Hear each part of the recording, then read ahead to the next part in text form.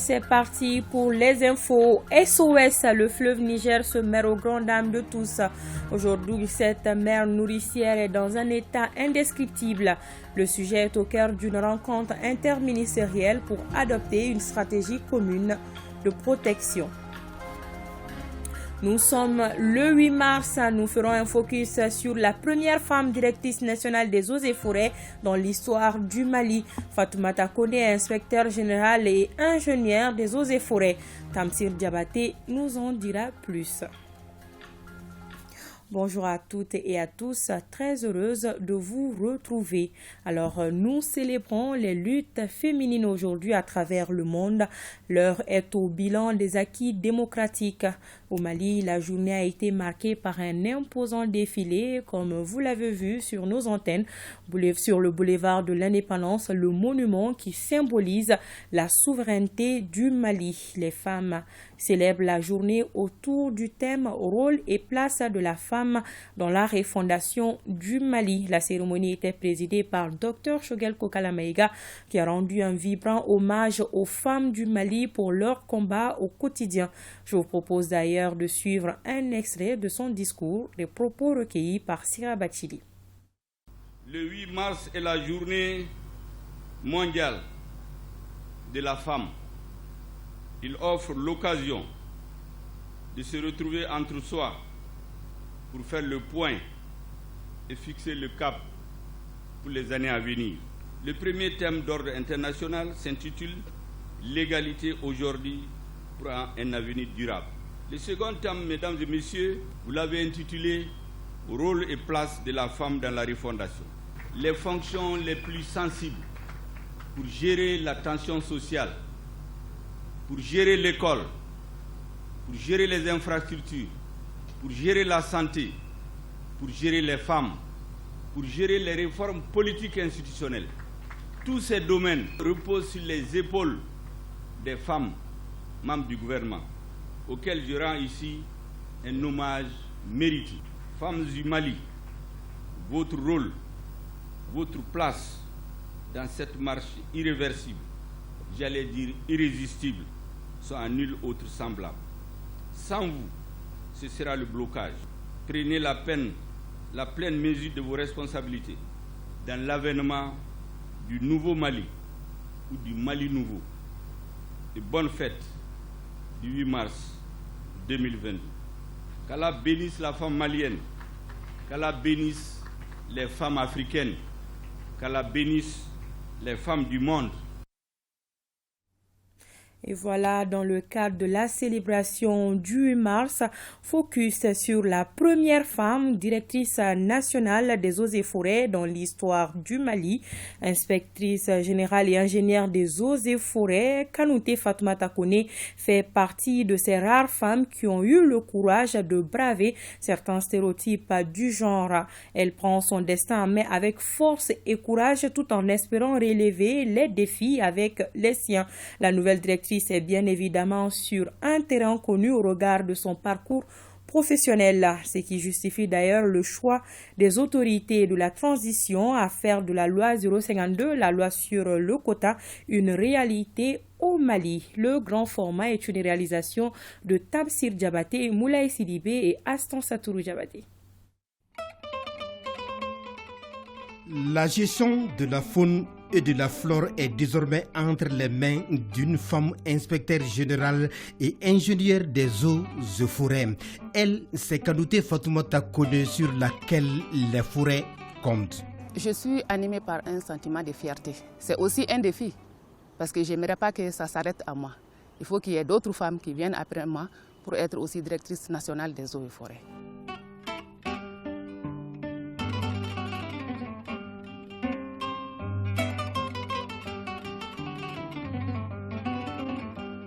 Madame Kanouté est sur un terrain connu au regard de son parcours professionnel. Voilà qui dénote de sa détermination à relever les défis qui sont légion pour faire du domaine forestier un puissant levier du développement. Pour donc relever ces défis, la promptitude dans le travail est un aspect non négligeable pour elle. Chaque cadre qui vient doit s'inscrire dans ce cahier de présence. Ça commence par moi-même. L'ingénieur des eaux et forêts est sorti major de sa promotion de l'Institut Polytechnique Rural de Katibougou en 1993. Première nationale du concours d'entrée à la fonction publique en 2000. 22 ans après son entrée à la fonction publique, elle occupe un fauteuil qu'aucune femme n'a occupé jusqu'à ce lundi 28 février 2022 au Mali. Il n'y a pas question d'hommes et de femmes. Nous sommes là pour défendre les intérêts de ce pays. Nous sommes sortis de la même école. Donc on se bat ensemble pour relever les défis qui se posent aujourd'hui à la gestion des ressources forestières et fauniques. L'une des priorités pour elle, c'est aussi comment concilier les activités ménagères et celles professionnelles.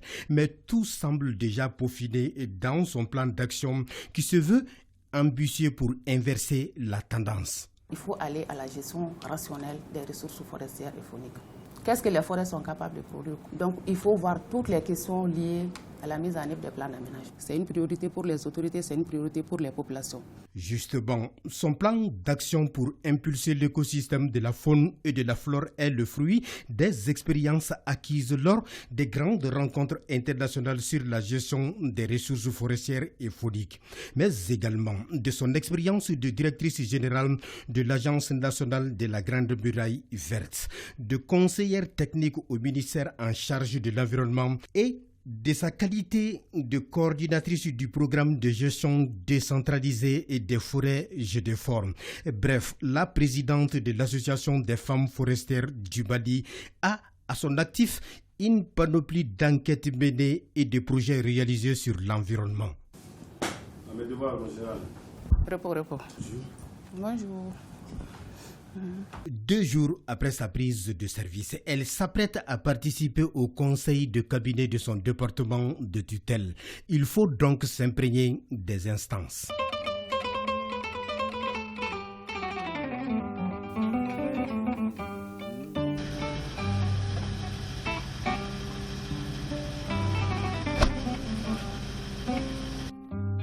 Madame la directrice va au conseil de cabinet en tant que cadre dévoué à la tâche.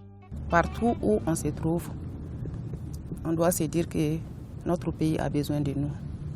Et le Malikoura ne peut pas aller sans les Maliens. Son ambition est surtout d'améliorer le potentiel des eaux et forêts à travers une maîtrise de contrôle forestier. C'est pourquoi le 8 mars est pour elle un moment de confirmation que la femme est tout simplement capable. Ce jour nous interpelle parce qu'on ne peut jamais se développer tant qu'on ne travaille pas. D'ailleurs, je n'ai jamais chômé un 8 mars.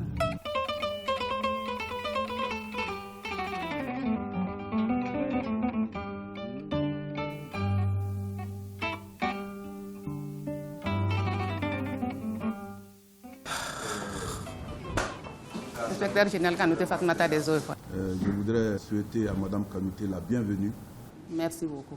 À l'issue de sa première participation au conseil de cabinet, la première femme directrice nationale des eaux et forêts semble rassurée. J'ai compris que les plus hautes autorités accordent la priorité aux forêts. Et j'ai reçu aussi l'accompagnement de mes collègues qui sont dans la salle par rapport à ma nouvelle fonction. Donc je suis très satisfaite. Le ministère de l'Environnement, de l'Assainissement et du Développement, à travers son ministre, attend beaucoup d'elle. Les eaux et forêts apportent à notre économie un montant quand même assez acceptable. Et je souhaiterais que ce montant, qui est là par des taxes et autres, là, puisse quand même être un montant substantiel, en augmentation, malgré la situation, mais aussi faire en sorte que les collectivités territoriales qui vivent effectivement de cette activité de bois puissent comprendre que plus jamais leur vie ne doit être consacrée à couper le bois et à transformer. Et si chaque femme trouve en elle la force, l'énergie plus forte que l'autre, comme illustre Kanouté Fatoumata Kone, le quota sera une réalité.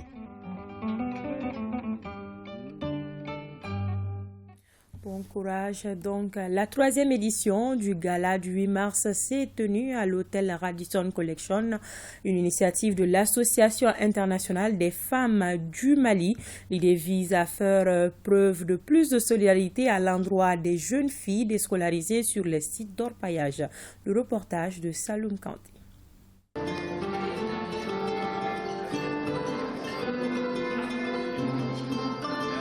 Gala de charité à l'endroit des jeunes filles dans les situations précaires sur les sites d'orpaillage.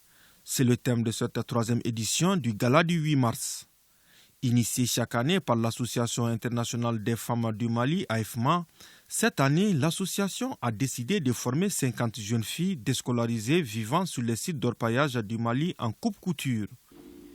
À l'occasion de la célébration de la Journée internationale de la femme, l'Association internationale des femmes du Mali, AIFMA, a décidé de commémorer cette journée aux côtés des jeunes filles déscolarisées vivant en situation précaire sur les sites d'orpaillage. Au Mali, à travers la formation et l'accompagnement de 50 jeunes filles en coupe-couture sur une durée de 3 ans avec un budget global de 46 590 000 francs CFA. Le sponsor principal pour cette 3e édition, B2Goals, a pour sa part remis un chèque géant d'un montant de 15 530 000 francs CFA pour accompagner l'association à atteindre ses objectifs. Comme chaque année, l'association organise un gala de collecte de fonds pour pouvoir aider les jeunes filles qui sont dans les situations précaires. L'objectif, c'est pouvoir aider les jeunes filles à leur donner un sens de l'entrepreneuriat féminin, à être des leaders de demain et pouvoir leur donner un avenir meilleur également. Une remise d'attestation à l'endroit de quelques femmes battantes a mis fin à la cérémonie. Un reportage signé Salim Konaté. Je le disais dans les titres, le fleuve Niger se meurt. Dérèglement climatique, occupation du lit, pollution, des pneus par-ci, des plastiques par-là. La dégradation du fleuve Niger prend des proportions inquiétantes. Le sujet est au cœur d'une rencontre interministérielle. Le but est de proposer des solutions idoines pour répondre aux besoins de santé de la population. Le reportage de Alpha Maïga. Le fleuve Niger s'étend sur une longueur de 4200 km, dont 1700 au Mali. Aujourd'hui, cette source nourricière est beaucoup menacée. Dans le cadre de la préservation des risques environnementaux liés à la période hivernale que se tient cette rencontre interministérielle et pour la 3e fois. La première instruction la plus importante, c'est évidemment la question du dragage dans nos différents cours d'eau. C'est une question à la fois sécuritaire et sociale, une question qui préoccupe nos plus hautes autorités. Occasion pour le ministère en charge de l'environnement, de l'assainissement, de présenter une note relative aux problèmes environnementaux. Concernant les dragues, nous avons décidé que le budget mis en place permettra très rapidement au ministère de la Sécurité et aussi aux services techniques concernés de sévir très rapidement afin que cette opération puisse cesser sur l'ensemble des bassins du Mali. S'agissant des zones concernées par les risques d'inondation au niveau du district de Bamako, elles ont été identifiées. Au niveau de la commune 1, il y a le Mouloubalni qui fait environ plus de 7 km. Et au niveau aussi de la commune 6, il y a ce collecteur qui passe derrière le stade du 26 mars. Il y a aussi les autres collecteurs de la ville de Bamako que nous allons entretenir. Ainsi, au regard des constats des risques d'inondation et de conflits potentiels entre riverains et usagers du fleuve Niger, quelques propositions d'action ont été présentées dans la note technique aux différents ministres. Il s'agit d'une campagne de communication et de sensibilisation, la mise en œuvre du projet structurant d'aménagement urbain des berges du fleuve Niger, entre autres. Nous le savons, ce n'est pas encore la saison de pluie, mais gouverner, c'est prévoir. Et il est très important que ce que nous avons vécu malheureusement l'année dernière pendant la saison de pluie, que cela ne puisse pas se reproduire cette année. Ainsi, au terme des échanges, tous sont unanimes que nous devons nous convaincre des limites de la capacité du fleuve Niger, c'est-à-dire avoir une bonne attitude en évitant de faire du fleuve Niger un égout à ciel ouvert, parce que tout simplement, il y va de notre santé, voire la préservation de la biodiversité et bien entendu la qualité de l'eau. Cheikhna Diawara est le nouveau gouverneur du district 403A1 de l'association Lions Club International. Il prendra fonction le 1er juillet prochain pour un mandat de 12 mois au Gabon. Avant son installation officielle, M. Diawara a animé une conférence de presse pour faire l'historique de l'organisation et détailler ses axes prioritaires tout en demandant l'accompagnement des hommes de médias pour la réussite de son mandat. Mohamed Kanyantao nous en dit plus. C'est en 1917 que le Lions Club a été créé par un groupe d'hommes d'affaires, à sa tête le philanthrope américain Melvin Jones. Le Lions Club a pour ambition d'améliorer la qualité de vie de la communauté à travers l'assistance des personnes en situation de détresse et celle des plus démunis. Dès lors, l'organisation a pris une dimension internationale avec actuellement 1 400 000 membres répartis dans 200 pays à travers le monde, dont le Mali. Évoluant dans les domaines de l'environnement, de la santé, du social et de l'éducation, l'Organisation mondiale est implantée au Mali depuis 1958. À partir du 1er juillet prochain, le Mali succédera au Niger à la tête du district 403A1 du Lions Club pour un mandat de 12 mois. La future équipe sera dirigée par l'actuel premier vice-gouverneur Cheikhna Diawara. Nous sommes à plus de 10 milliards d'investissements. Parce qu'au niveau de l'État, les équipements contribués aux bourses des étudiants, nous sommes présents. Au niveau de l'État, pour les bourses des étudiants, nous sommes à près de 60%. Aux questions des journalistes sur les conditions d'adhésion au club, les perspectives du nouveau mandat, le gouverneur Diawara dira qu'il suffit d'avoir 18 ans, d'être doté d'une bonne moralité et d'être capable de payer les cotisations. Les Lions Diawara a ajouté également qu'il multiplierait les contacts en vue d'augmenter le nombre d'adhérents tout en poursuivant les œuvres caritatives. Le projet d'appui à la lutte contre les mutilations génitales féminines et excision, le mariage des enfants dans la commune de Djalonfoula, cercle de Yanfolila, tenait un plaidoyer sur la présentation des initiatives d'abandon des pratiques traditionnelles néfastes. Ce plaidoyer a enregistré la présence des autorités coutumières et politiques de la zone couverte par le projet APCF de Bougouni, la correspondance de Jafar Aïdara et de Djibril Barayogo. Ces plaidoyers pour la présentation des initiatives d'abandon des pratiques traditionnelles néfastes a démontré qu'un nombre important de pratiques traditionnelles affectent les droits de la femme et de l'enfant. Parmi ces pratiques identifiées par le CNAPN, l'excision et le mariage des enfants demeurent les plus redoutables. Ainsi, la région de Bougouni, comme toutes les régions, est touchée par le phénomène et le cercle de Yanfolila ne fait pas exception. Je pense que le temps qu'ils ont mis ici, ils ont mis le maximum pour donner l'information nécessaire sur les conséquences de l'excision, les conséquences du mariage précoce, pour que les gens comprennent eux-mêmes que ce qu'on est en train de faire n'est pas bon pour la femme, n'est pas bon pour l'enfant. Selon les résultats de l'enquête démographique de santé de 2018, les MJF excision mutilation génitale touchent 89% des femmes de 15 à 49 ans et 73% des filles de 0 à 14 ans. Pour relever ces défis, l'APCF, en partenariat avec Medicus Mondusur, a noué un partenariat en vue d'apporter leur contribution aux efforts déjà consentis pour réduire les pratiques dans le cercle de Yanfolila. On a vu que les connaissances ont été améliorées, il y a des débuts de prise de conscience et il y a aussi des débuts de décision au niveau individuel et familial. Ce plaidoyer de l'APCF à Yanfolila a regroupé les autorités coutumières, les maires des 4 communes où opère l'APCF. Le regroupement des jeunes pour l'appui à l'éducation a organisé à la faculté des sciences économiques et de gestion un concours d'éloquence et un débat contradictoire entre les étudiants sur le terrorisme au Sahel et l'indépendance du Mali. L'activité a eu lieu en présence des acteurs de l'éducation malienne, d'anciens ministres et d'autres partenaires de l'éducation. On en sait plus avec Aliou Idrissa Maïga.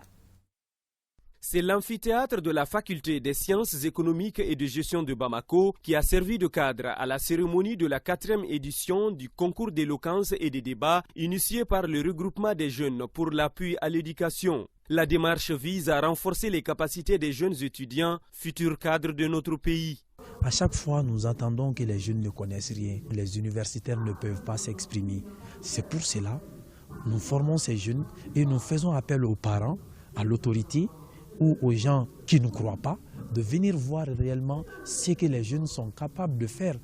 Pour cette édition 2022, 2 thèmes sont retenus. Le terrorisme au Sahel, enjeux et perspectives pour le concours d'éloquence, et pour le débat, le Mali est-il indépendant? Durant plusieurs minutes, les différents candidats se sont succédés au pupitre pour se défendre avant de céder la place au débat qui était très animé. On voit que les étudiants maliens ils sont très forts. Au niveau de l'écrit, ils sont très forts, mais souvent, ils ont un problème vraiment d'extériorisation de leurs connaissances. Cette activité vient dans ce sens. Non seulement ça permet d'avoir confiance en soi, mais surtout d'avoir la capacité vraiment d'extérioriser ce qu'ils ont appris. Au cours de la cérémonie, agrémentée par le rythme de la fanfare nationale, les 3 premiers du concours d'éloquence ont été primés. Auparavant, 1 minute de silence a été observée à la mémoire de tous les militaires tombés pour la nation à Mondoro. Les éditions FASO, désormais ouvertes au public.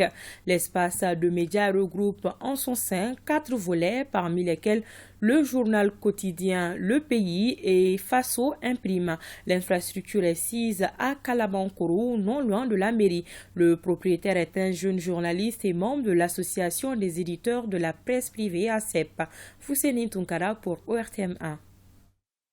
4 branches pour une entité. Les éditions FASO et DIF, c'est le journal quotidien Le Pays, les sites web et web TV fasomali.com, la radio FASO et FASO Imprime.